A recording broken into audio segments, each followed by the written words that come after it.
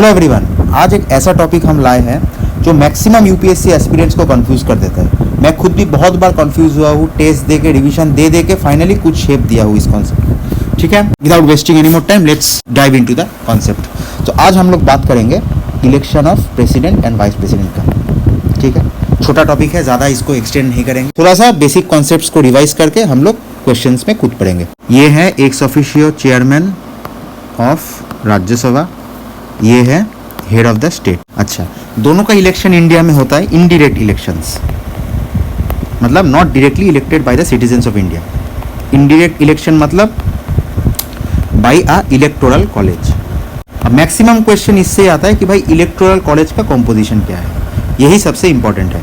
So the electoral college for president consists of elected members of Lok Sabha and Rajya Sabha. ठीक है, elected members of state legislative assemblies, mind it, assemblies not council. ठीक है, विधानसभा का आदमी elected, विधानसभा का elected जो MLAs है they can vote for the president but not for Vidhan Parishad. ठीक है, माइंड इट। और कौन कौन है, और elected members from UTs like Delhi and Puducherry.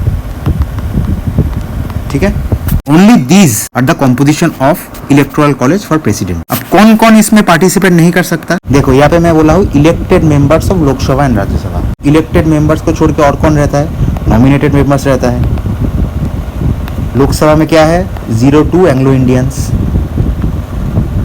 जो कि अभी एप्लीकेबल है नहीं, क्योंकि लेटेस्ट जो कॉन्स्टिट्यूशनल अमेंडमेंट हुआ था 2020 में, उसमें एबोलिश कर दिया गया, तो ये हेडेक है नहीं। राज्यसभा में क्या है, 12 members are nominated by president, तुम लोग जानते ही हो। 238 इलेक्टेड प्लस 12 आर नॉमिनेटेड। ठीक है, तो ये प्रेसिडेंट के लिए वोट नहीं कर सकता for its election. Of state legislative council they cannot vote for president's election. So final revision करो तो elected members of Lok Sabha Rajya Sabha, of Lok Sabha Rajya Sabha मतलब इलेक्टेड एमपीज बोल सकते हो तुम basically, elected MPs, no nominated MPs. अच्छा, elected state legislative assemblies not councils. ठीक है, माइंड इट। और इलेक्टेड मेंबर्स ऑफ यूटीज। ये हो गया प्रेसिडेंट का। अब आते हैं वाइस प्रेसिडेंट में। ठीक है, ज़्यादा टाइम बर्बाद नहीं करेंगे भाई, ये रिवीजन हो रहा है। वाइस प्रेसिडेंट का, वाइस प्रेसिडेंट का जो इलेक्टोरल कॉलेज है वो क्या क्या कॉन्स्टिट्यूट होगा, इनका इलेक्टोरल कॉलेज में कौन कौन आएगा।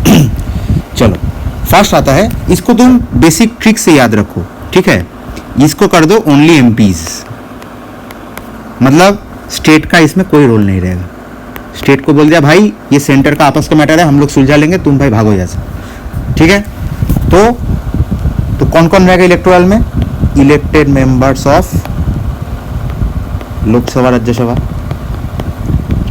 हो गया, एमपी नहीं हुआ अभी, तो नॉमिनेटेड भी बाकी है, तो यही है मेन डिफरेंस।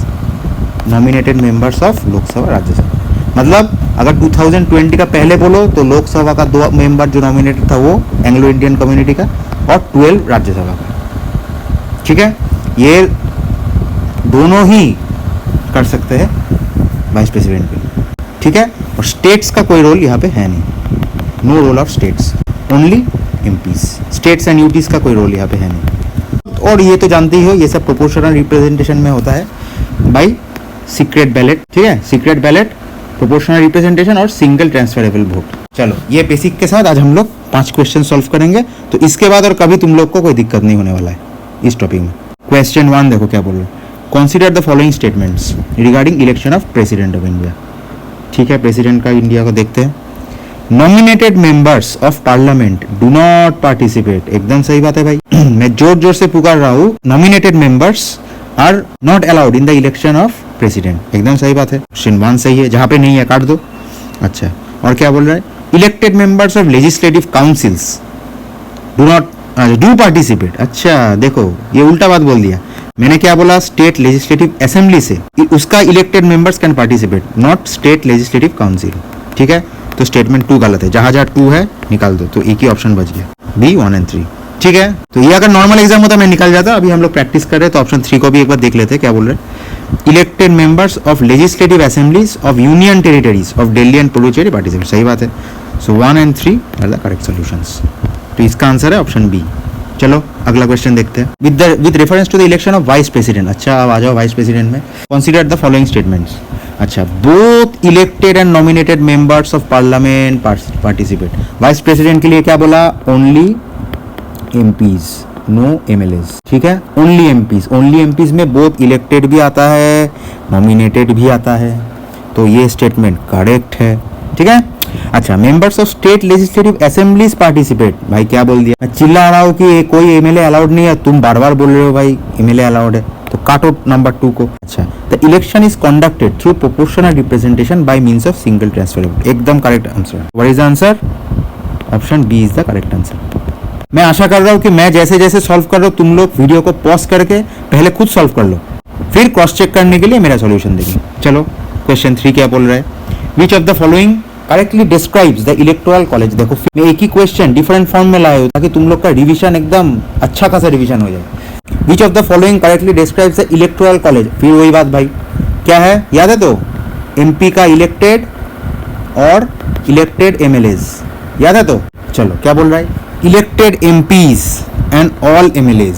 फिर क्या बोल रहा है? Elected MPs and elected MLAs of states. पहले देखो एमएलए क्या सब एमएलए था उसमें? नहीं, मैंने क्या बोला था? Elected MLAs. इलेक्टेड एमएलएज अगर है तो ऑल एमएलएज मतलब इसमें नॉमिनेटेड भी घुस रहा है, तो ये क्वेश्चन तो एकदम बुद्धू बना रहा है। ठीक है, ऑप्शन बी में देखो इलेक्टेड एमपी सही है।